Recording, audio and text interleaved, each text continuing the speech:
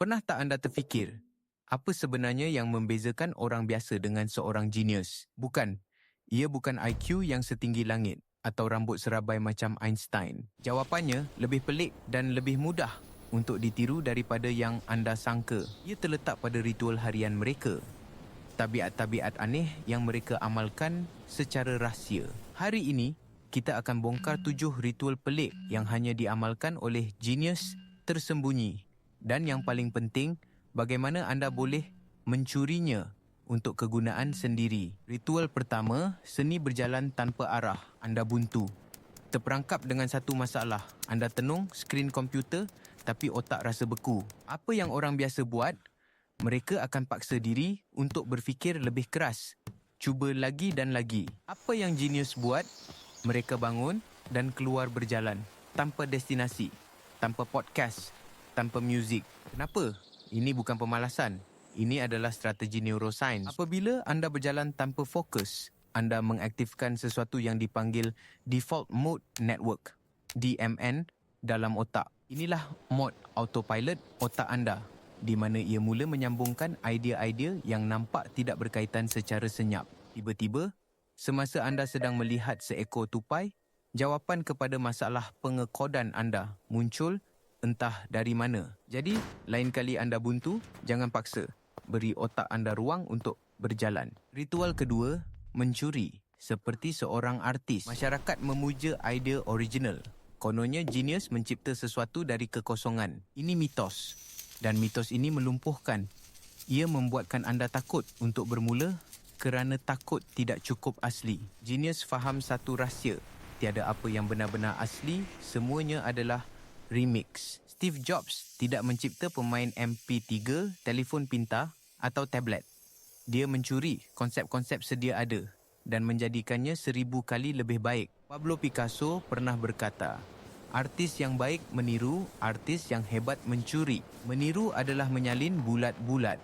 Mencuri adalah mengambil intipati sebuah idea, memahaminya dan menggabungkannya dengan idea lain untuk mencipta sesuatu yang baru. Jadi, berhenti obses dengan keaslian. Kaji hasil kerja idola anda. Pecahkannya. Fahami kenapa ia berkesan. Kemudian, curi dan gabungkan. Ritual ketiga. Menjadualkan waktu untuk tidak melakukan apa-apa. Dunia moden memuja kesibukan. Jika kalendar anda tidak penuh, anda dianggap pemalas. Genius pula faham bahawa masa rehat yang tidak berstruktur adalah sama pentingnya dengan masa bekerja yang fokus. Bill Gates terkenal dengan Think Weeks beliau. 2 kali setahun, beliau akan mengasingkan diri di sebuah kabin tanpa mesyuarat, tanpa gangguan. Hanya membaca dan berfikir. Di sinilah idea-idea besar Microsoft dilahirkan. Anda tidak perlukan kabin. Cukup dengan menjadualkan 30 minit dalam sehari di mana anda tidak dibenarkan melakukan apa-apa yang produktif. Tiada media sosial, tiada email, tiada scrolling. Hanya duduk dan biarkan fikiran anda merayau. Ia akan rasa janggal pada mulanya. Tapi, di situlah magisnya berlaku. Ritual keempat, bercakap dengan diri sendiri. Kita selalu diajar, orang yang bercakap seorang diri itu gila. Ini satu lagi pembohongan sosial. Genius, seperti Albert Einstein, terkenal suka bercakap seorang diri. Beliau akan mengulangi ayatnya perlahan-lahan. Kajian psikologi menunjukkan bercakap seorang diri atau self-explanation adalah alat pembelajaran yang sangat berkuasa. Apabila anda meluahkan masalah secara lisan, anda memaksa otak anda untuk menstrukturkan pemikiran yang serabut. Anda mula nampak lubang dalam logik anda dan jalan penyelesaian menjadi lebih jelas. Jadi, lain kali berdepan masalah kompleks, cari bilik kosong dan terangkan masalah itu kepada rakan halimunan anda. Anda akan terkejut dengan hasilnya. Ritual kelima, bekerja dalam sprint. Intensif, bukan maraton. Budaya hustle memberitahu kita untuk bekerja 12 jam sehari, setiap hari. Hasilnya, burnout dan kerja yang tidak berkualiti. Minda-minda terhebat bekerja secara berbeza. Mereka mengamalkan deep work, sesi kerja yang sangat fokus, tanpa gangguan tetapi singkat. Seperti teknik Pomodoro, 25 minit kerja, fokus sepenuhnya, diikuti 5 minit rehat total. Otak manusia tidak direka untuk fokus berjam-jam. Ia berfungsi dalam kitaran yang dipanggil ultradian rhythms sekitar 90 minit. Genius menghormati ritme ini. Mereka bekerja keras semasa di puncak dan berehat tanpa rasa bersalah semasa di lembah. Kualiti kerja 90 minit yang fokus penuh adalah jauh lebih baik daripada 5 jam kerja yang penuh gangguan. Berhenti mengukur produktiviti dengan masa.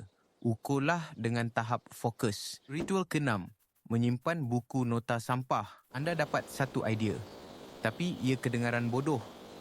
Belum cukup sempurna, jadi anda simpan sahaja dalam kepala. Dan di situlah idea itu mati. Kepala anda adalah tempat yang teruk untuk menyimpan idea. Leonardo da Vinci sentiasa membawa buku nota. Beliau mencatat segala-galanya, dari senarai barangan dapur hingga lakaran mesin terbang. Genius tidak menapis idea mereka pada peringkat awal.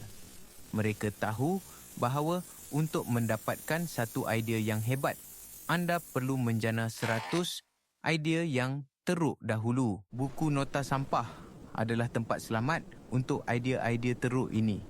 Tiada tekanan, tiada penghakiman. Tulis sahaja, lakarkan, conteng. Dengan mengeluarkan idea dari kepala ke atas kertas, anda memberi ruang untuk idea baru masuk. Beli buku nota termurah dan sentiasa bawa bersama anda. Jadikan ia tempat pembuangan idea anda. Ritual ke-7, memeluk kebosanan. Ini mungkin ritual yang paling sukar dalam dunia hari ini. Kita sentiasa dirangsang. Setiap saat yang terluang, tangan kita secara automatik mencapai telefon. Kita alah kepada kebosanan. Genius pula melihat kebosanan bukan sebagai musuh, tetapi sebagai satu peluang. Apabila anda bosan, otak anda yang sentiasa mencari rangsangan akan mula mencipta rangsangannya sendiri. Inilah yang kita lamunan bukanlah membuang masa. Ia adalah aktiviti otak yang sangat aktif, mengaktifkan DMN. Ia membenarkan anda membuat hubung kait yang mengejutkan dan merancang masa depan. Cuba amalkan diet dopamin. Tetapkan masa di mana anda sengaja tidak menggunakan telefon.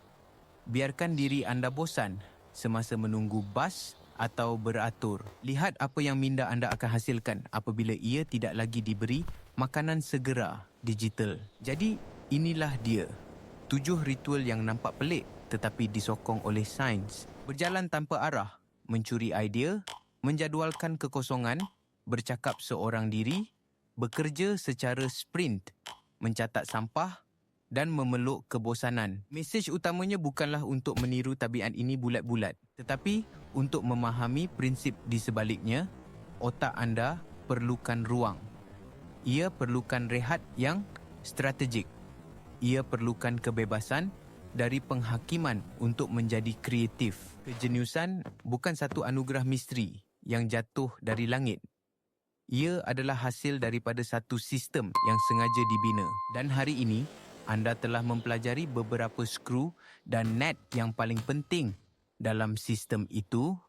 Sekarang, giliran anda untuk mula membina.